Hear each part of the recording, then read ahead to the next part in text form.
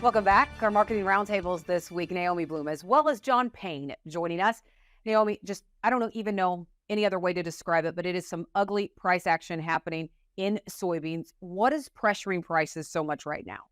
Well, it was just the fact that the USDA on that report raised US ending stocks, and they didn't really adjust that Brazilian crop number as low as what the market was hoping. So that propelled prices to go down to some major support levels, however. So on the front month March contract, $12 is big support going back almost to last summer. We filled a gap on the chart, and it was the downside swing objective target. I think the market right now trying to find some good support at this $12 area. But going forward, the question then continues to be, where is that Brazil crop, or where isn't it? A lot of the industry not believing the USDA number of that 157, with some people in Brazil saying it's as low as 137. So that's going to be what the market's talking about in the coming days and weeks, and the reason why we could potentially get some kind of a price rebound higher into February. Now, John, as Naomi mentioned, there's a wide range of estimates out there right now. Some private estimates projecting the lowest soybean yield in Brazil in 15 years. One of those estimates coming from Earth Daily Agro out of Canada. And then consulting firm Ag Rule out of Brazil also cutting soybean crop production forecasts. So, where does HEDGEpoint Global set right now? And really, do we have a pulse on this crop yet? Well, we're sitting somewhere in the mid 150s. Yeah, I think that, between 150 and 160 is obviously where the USDA wants to be in the short run. I don't know if I buy it being much below that, but I don't think it really matters in the short term. We've got two problems with soybeans. One, you've got supply available right now in Brazil, and we'll call it almost $60, $70 a metric ton cheaper. So that's almost $2 cheaper than it's being offered in the United States on the ports. The second thing is you have a U.S. crusher here that's bidding up U.S. supply. So that's keeping exports from moving to China, not to mention the relations politically. So I think short term here, you have kind of a harvest market where you see in supply. Crush in Brazil isn't great. Crush in Argentina isn't fantastic. And the product markets that essentially rely on moving to China, China's a train wreck. So I think that's kind of the recipe we have here.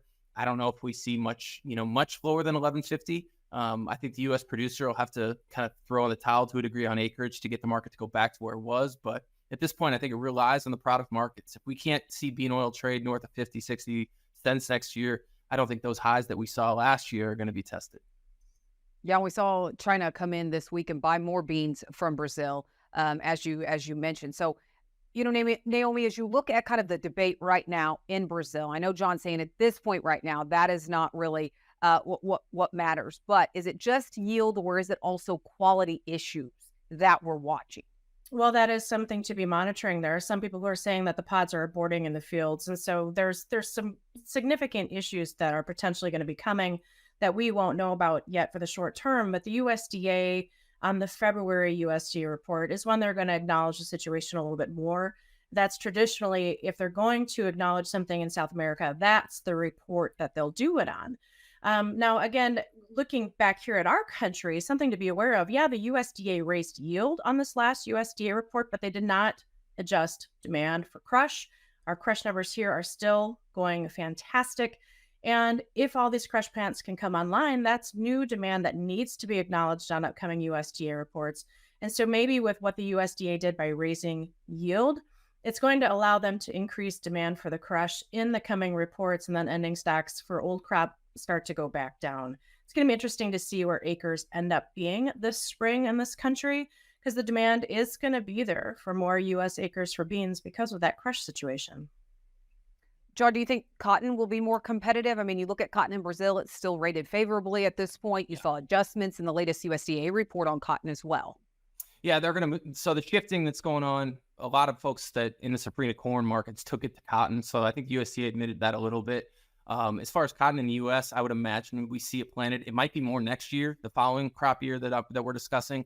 The worry I have on really the southern acres is, where do they put their supply in the short run? They're going to be the first ones to harvest. And if that Chinese bid isn't there, the crushers can support up north, but down south, you have a huge inversion in the market. I think we're 38 cents August to November right now, and that would be the one I look to that could really fall apart as the summer harvest would happen.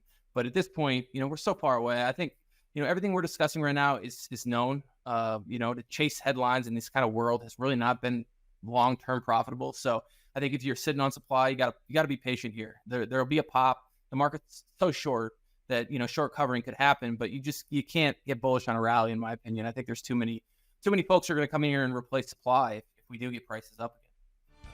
Well, switching over to livestock, estimated cattle slaughter did improve this week. We'll tell you by how much and the impact on the market. We'll do that with Naomi and John right after the break.